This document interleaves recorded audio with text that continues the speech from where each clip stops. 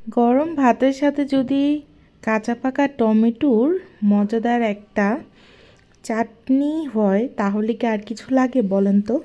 Hello everyone, আসসালামু আলাইকুম। আজকে একটা ইয়ামি রেসিপি শেয়ার করব। বলতে গিয়ে আমার আবারও জিভে জল চলে আসছে, তাও রেসিপিটা তো শেয়ার করতেই হবে।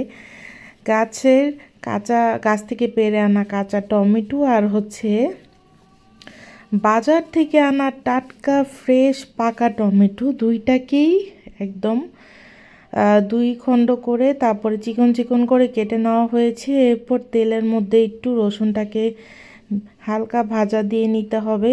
এরপর দিয়ে দিব কিছু শুকনা মরিচ, দিয়ে নাড়াচাড়া করে টমেটোগুলোকে দিয়ে এরপর দিয়ে দিতে হবে সামান্য পরিমাণ হলুদের গুঁড়ো।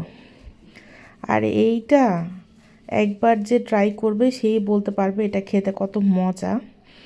আর এখন একটু মরিচের গুঁড়ো সামান্য আর হচ্ছে পরিমাণ মতো লবণ দিয়ে দিতে হবে, দিয়ে ভালো মতো নাড়াচাড়া করে দিতে হবে। তারপর ওয়েট করতে হবে টমেটোটা যাতে সিদ্ধ হয়ে যায়।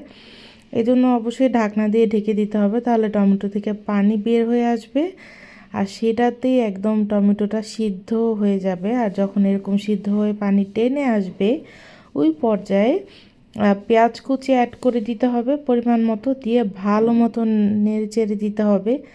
আর এই নাড়াচাড়ার মাঝে দিয়েই কিন্তু টমেটোগুলো একদম গলে চাটনির মতো হয়ে যাবে। আর এখানে একটু ঝাল খেতে চাইলে বেশি পরিমাণ ঝাল দিতে হবে। তো কাঁচামরিচ দেওয়া হয়েছে, চাইলে বোম্বাই মরিচও অ্যাড করা যাবে, তা আমরা তো বোম্বাই মরিচ অ্যাড করি। এরপর গরম ভাতের সাথে সুন্দর মতো মেখে একদম গরম গরম চাটনি দিয়ে খেলে বলতে পারবেন এটার টেস্ট আসলে কতটুকু।